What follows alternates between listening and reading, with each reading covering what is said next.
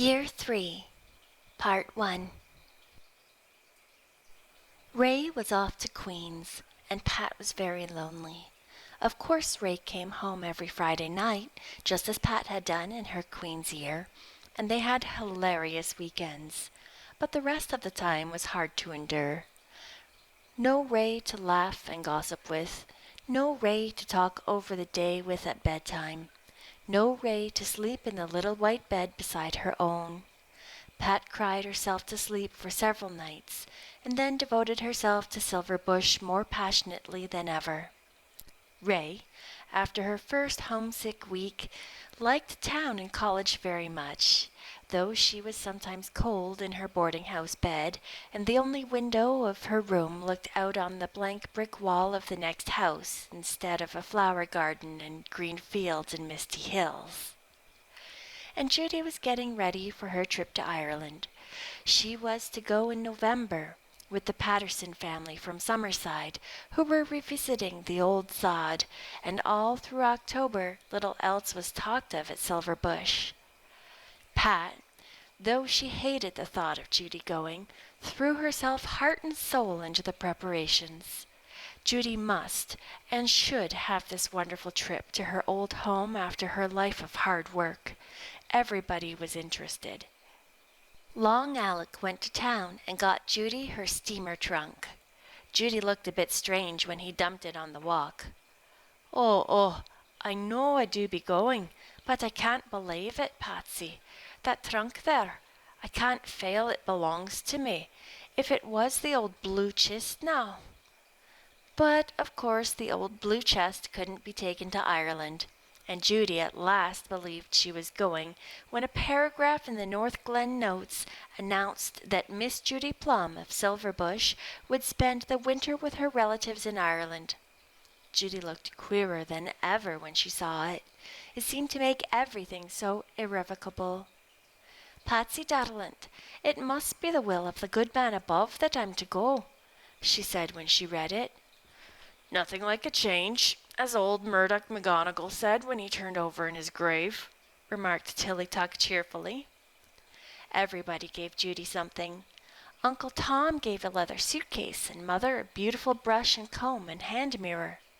Oh, never did I be thinking I'd have a toilet set of my own, said Judy. Talk of the silver-backed ones the bishop stole, and with me monogram on the back of the looking-glass. I do be hoping me old uncle will have sense enough left to take in the grandeur of it. Pat gave her a negligee, and Aunt Barbara gave her a crinkly scarf of cardinal crepe, which she had worn only once and which Judy had greatly admired. Even Aunt Edith gave her a grey hug-me-tight with a purple border. Pat nearly went into kinks at the thought of Judy in such a thing, but Judy was rather touched. Sure, and it be real kind of Edith. I hadn't expected it, for we've never been what you might call cronies. Maybe I'll see some poor old lady in Ireland that it'll sit. Judy's travelling dress exercised them all, but one was finally got that pleased her. Also a grey felt hat with a smart, tiny scarlet feather in it. Judy tried the whole outfit on one night in the kitchen chamber, and was so scared by her stylish reflection in the cracked mirror that she was for tearing everything off immediately. Oh, it doesn't look like me, Patsy. It does be frightening me. Will I ever get back into myself?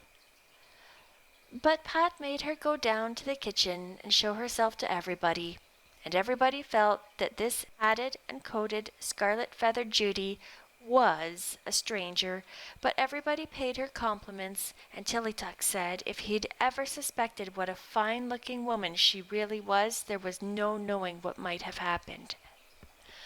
I hope nothing will prevent Judy from going, said Ray. It would break her heart to be disappointed now.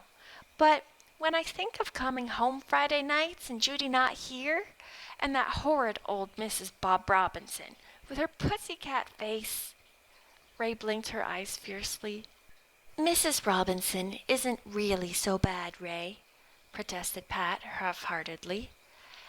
At any rate, she is the best we can get, and it's only for the winter. I tell you, she's an inquisitive, snooping old thing, snapped Ray. You didn't see her going down the walk after you'd hired her, giving her chops a sly lick of self-satisfaction every 3 steps. I did, and I know she was thinking, I'll show them what proper housekeeping is at Silverbush. One burning question had been, who was to be got in to help Pat for the winter? From several candidates, Mrs. Bob Robinson of Silverbridge was finally chosen as the least objectionable. Tillytack didn't take to her, and nicknamed her Mrs. Puddleduck at sight. It was not hard to imagine why, for Mrs. Robinson was very short and very plump and very waddly. The Silverbush family could never again think of her as anything but Mrs. Puddleduck. Tillytuck's nicknames had a habit of sticking. To Judy, of course, Mrs. Puddleduck was nothing but a necessary evil.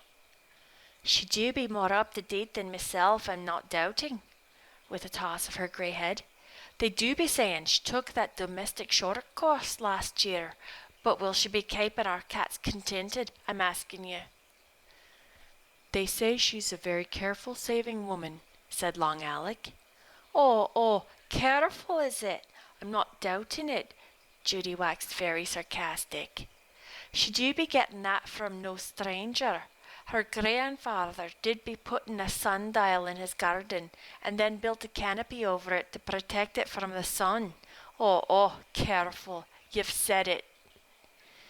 She'll never make such apple fritters as yours, Judy, if she took 50 short courses, said Sid, passing his plate up for a second helping. Then there was the matter of the passport. They had quite a time convincing Judy that she must have a photograph taken for it. Sure, Anne, would you want to be photographed if you had a face like that, Ray darlint? She would demand, pointing to the kitchen mirror, which never paid anyone compliments. But when the picture came home, Judy, in her new hat, with the crinkled crepe scarf about her throat, looked so surprisingly handsome that she was delighted. She kept the passport in the drawer of the kitchen cupboard and took frequent peeps at it when nobody was about. Did I ever be thinking a hat could make such a difference? I can't be seeing but that I do be every bit as good looking as Lady Medchester, and her a blue blood aristocrat. Had it not been for Judy's going, that October would have been a perfectly happy month for Pat.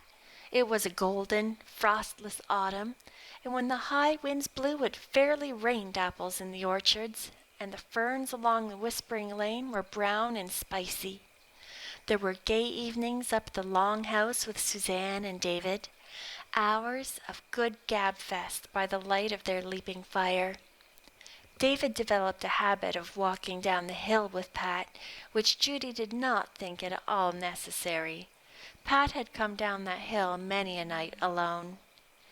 "Them widowers," she muttered viciously, but took care that Pat did not hear her. Judy had soon discovered that Pat resented any criticism of David Kirke. Then McGinty died. They had long expected it. The little dog had been feeble all summer. He had grown deaf and very wistful. It broke Pat's heart when she met his pleading eyes, but to the very last he tried to wag his tail when she came to him. He died with his golden brown head pillowed on her hand. Judy cried like a child, and even Tillytuck and Long Alec blew their noses. McGinty was buried beside Snickle Fritz in the old graveyard, and Pat had to write and tell Hilary that he was gone. "I feel as if I could never love a dog again," she wrote. "I miss him so. It is so hard to remember that he is dead. I'm always looking for him. Hilary, just before he died, he suddenly lifted his head and pricked his ears just as he used to when he heard your step. I think he did hear something, because all at once that heartbreaking look of longing went out of his eyes, and he gave such a happy little sigh and cuddled his head down in my hand, and it seems too harsh to say he died. He just ceased to be. I wish you had come home, Hilary. I'm sure it was you his eyes were always asking for. Do you remember how he always came to meet us those Friday evenings when we came home from college? And he was with you that night, so long ago, when you saved me from dying of sheer terror on the Base Line Road. He was only a little, loving-hearted dog, but his going has made a terrible hole in my life. It's another change, and Ray is gone. Judy is going. Oh, Hilary, life seems to be just change, change, change. Everything changes but Silverbush. It's always the same, and I love it more every day of my life. Hilary Gordon frowned a little bit when he read this, and he frowned still more over a certain paragraph in a letter Ray had written. I do wish you'd come home this summer, Jingle. If you don't soon come, Pat will end up marrying that horrible David Kirke. I know she will. It's really mysterious the influence that man has gained over her. It's David this and David that. She's always quoting him. So far as I can see, he doesn't do anything but talk to her. And he can talk. The creature is abominably clever. Hilary sighed. Perhaps he should have gone to the island last summer. But he was working his way through college, for except help from the mother who had neglected him all his life, he would not. And summer visits home, to Hilary home meant Silverbush, could not be squeezed into his budget.